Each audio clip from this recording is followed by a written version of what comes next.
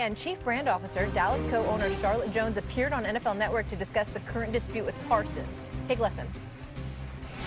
It does happen all the time. And then again, I think that's a testament to people's interest that whatever we are doing, there are other contract holdouts, across the league. Everyone deals with the same issue. We just happen to be on this stage of interest that is more magnified than most. So every little hiccup, every little sneeze is blown up and blown out of proportion and, discussed at a level that is probably, above and beyond where most teams experience it. And so for me, as I sit back and look at it, I think we've developed over time the ability to kind of tune out the noise and just focus on, the issue at hand. Ryan Clark, make it make sense like only you can. I'm all ears. Hell, I can't make that make sense. Listen, the one thing I know about the Jones family is they are intelligent business people. Charlotte, Steven, Jerry. But that's one of the most tone-deaf statements I've ever heard.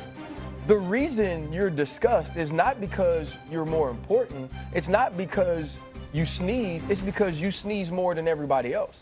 It's because you have hiccups every single day. Because even though Trey Hendrickson is a hold-in in Cincinnati, we don't hear from the Jones family there every day, right? Even though we're talking about a guy like Terry McLaurin, we're not listening to Josh Harris or Adam Peters basically do his deal or talk about why he won't get his deal, speak negatively on their name publicly every single day.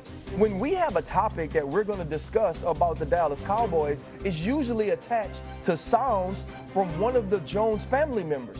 It's not Stephen A. making up something. It's not Mad Dog making up something. It's not Lewis making up something. Molly, you don't have to write up this whole piece. It's about the fact that you just said something. You're dragging this through the media. You're allowing this to play out right in front of our eyes, and we're speaking on it because of you. It's not because you don't handle business. It's because you don't handle business in the right way. Dog? Well, I would say, listen, I hate the way that Jones has handled this, and I'm a little surprised that Parsons is not yet signed. But let's be honest. We have led with Parsons basically 35 times in a row. They're playing right into the Cowboys' hands. They get great ratings on TV. Everybody wants them on Sunday afternoons or Thanksgiving or Christmas. They are the star in the helmet. They are the nation's most popular team. So everything they say, the Bengals are not. All right? The Commanders are not. Dallas is. So we, the media, ESPN, talk shows, Mad Dog and all that, we play into this because we can't get enough of it. So this has been beaten to death. I still think by September 5th, he's going to be a Dallas Cowboy against the Eagles. He'll be on the field.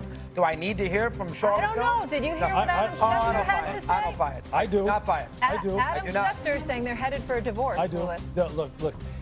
This comes on. Look, RC hit it right. Look, it is tone deaf. I mean, they're talking like for us. Why are you picking on us? Why are you talking about us all the time? We're just doing business like everyone else. No, you're not. No other team in the NFL has an owner who now is holding it against the player. The fact that he had a private conversation with him and thought that they had a deal and were trying to bypass the agent, and now they are going to engage in this petty kind of behavior to where I won't talk to you now because I thought I had a deal with the player. No other owner does that. How the hell can we not talk about that kind of thing? That is such a unique storyline. I've never heard of that. I never heard of that during my time as a player, Dog. I haven't heard of that during my time as a front office person. I haven't heard of that during my time here at ESPN of an owner refusing to talk to an agent saying, look, I think that the conversation I had with the player is binding and we should go off of that. That's just ridiculous. And then when they talk about the fact, she also made comments about, the fact that there's a salary cap, there's only so much money to go around, and, we can't pay everyone. It's like, understand, you're managing the salary cap. You're the ones who are, choosing to strike contracts and write contracts the way in which you are, in the time in which you do, that puts you at a deficit every single time. They're making their own situations here. We're just talking about them because they're so unique and so dysfunctional. Stephen A., what were your thoughts on Charlotte? I was really disappointed. It just, I love trolling the Cowboys. We all know that because of their fans. But none of this is funny to me. And in the case of Doggy, what I would say to you is that this isn't par for the course. This is not about what's going to happen on week one. This is about how things are transpiring and how they've been transpiring over the last few months. You know, when you have somebody like Doggy that's been covering sports for so many years, I so respect where he's coming from, because it's a microcosm of how the industry looks at things, and you should, for the most part. You're not wrong, Doggy, but understand that as we sit here talking about this, you're talking about a multi-billionaire owner, the owner of a franchise that is now worth to be approximately $12.8 billion, according to Forbes, that's elevated over $9.4 billion in value since their last Super Bowl appearance, which they won in January of 1996. Jerry Jones is universally recognized as an astute and brilliant businessman, and the Cowboys as a marketing machine. But you're walking around acting like a conversation with a 25-year-old football player at the time was tantamount to a negotiation, and holding it against him that apparently he's deviated from whatever you want to surmise was an agreement, and you don't even talk to his representation. You got to think about that. That goes far deeper than, oh, at the end of the day, he's going to end up a Dallas Cowboys.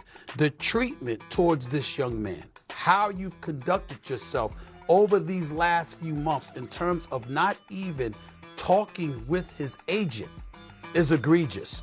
And to me, that is what the story is. That is something that we can't get away from. That doesn't go away once Micah Parsons is signed.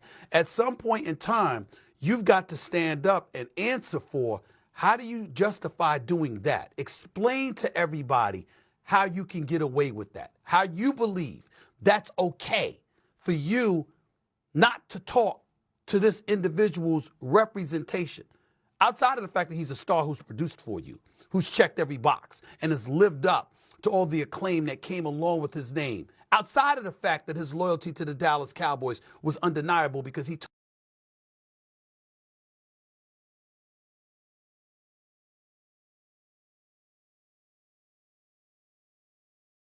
a moment of time. Outside of all of that, to not talk to his representation, I'm sorry. That, to me, is not a story that goes away just because week one of the NFL season, Micah Parsons could end up signing a deal with the Dallas Cowboys. There's a residue beneath all of that that's not going to escape most of us. It's the ultimate sign of disrespect. Well, you know, Adam Schefter said that at some point they could be headed for divorce, which means that Adam Schefter doesn't believe that this is going to happen immediately. And when you think about, when I mentioned Mike Brown of the Cincinnati Bengals, when I mentioned Josh Harris of the Washington Commanders, they didn't lock a player in the room and say to him, these are the amount of years we want to agree to. This is